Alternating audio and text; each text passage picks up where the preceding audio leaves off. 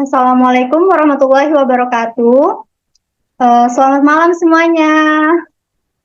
Waalaikumsalam warahmatullahi wabarakatuh. Waalaikumsalam warahmatullahi wabarakatuh. Selamat malam. Baik, sebelumnya terima kasih banyak kepada teman-teman sekalian yang sudah bersedia meluangkan waktunya untuk menghadiri Zoom penyuluhan anti korupsi.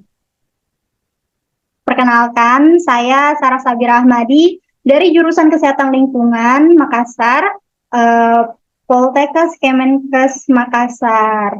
Hanya saya di sini, saya akan memberikan penyuluhan kepada kakak-kakak sekalian, yaitu dengan tema pemuda anti korupsi. Baik, langsung saja ya, saya share screen. Di sini saya akan menampilkan PPT yang sudah saya buat. Pertama, apa sih yang ada di benak kalian tentang korupsi itu? Korupsi itu adalah penyelewengan penggunaan uang baik dalam instansi maupun organisasi atau organisasi maksudnya. Ada lagi? Terima kasih. Terima kasih untuk Indah Aulia. Ada lagi yang ingin menambahkan? Oke.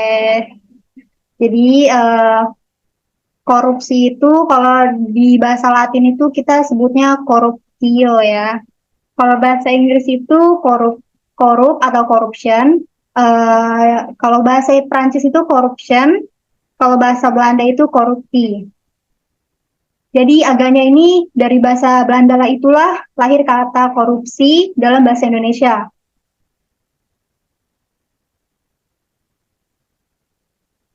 Apa sih itu bahaya korupsi?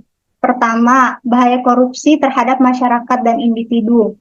Nah, jika korupsi dalam suatu masyarakat telah merajalela dan menjadi makanan masyarakat setiap hari, maka akibatnya akan menjadikan masyarakat tersebut sebagai masyarakat yang kacau. Tidak ada sistem sosial yang dapat berlaku dengan baik.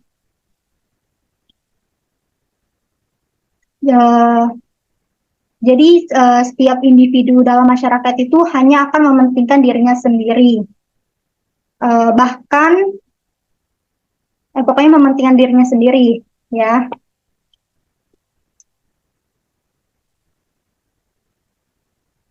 Korupsi itu juga membahayakan terhadap standar moral dan intelektual masyarakat.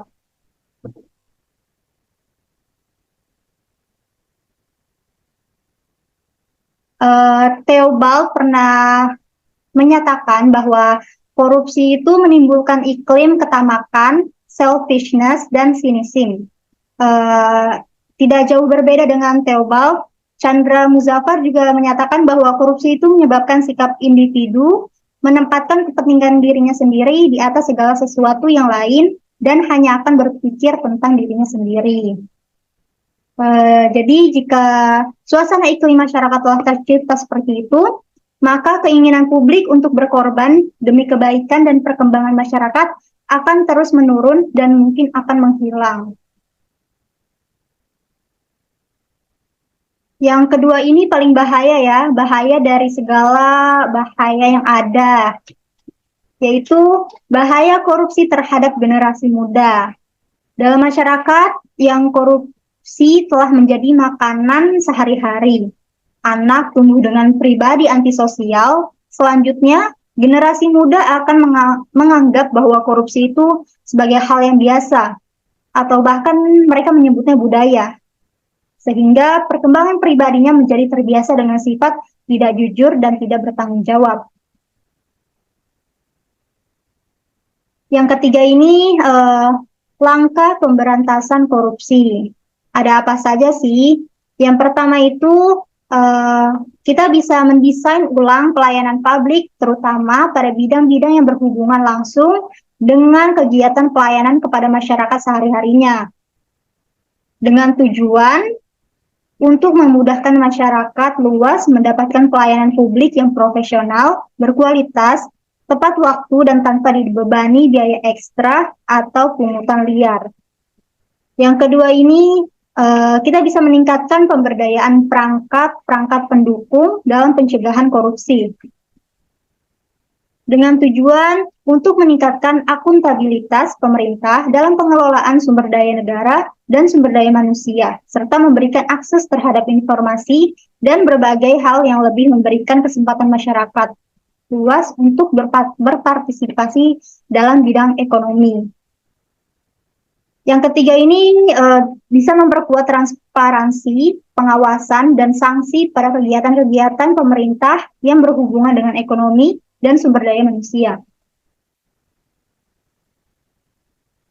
Dengan tujuan untuk menegakkan prinsip rule of law, memperkuat budaya hukum, dan memberdayakan masyarakat dalam proses pemberantasan korupsi.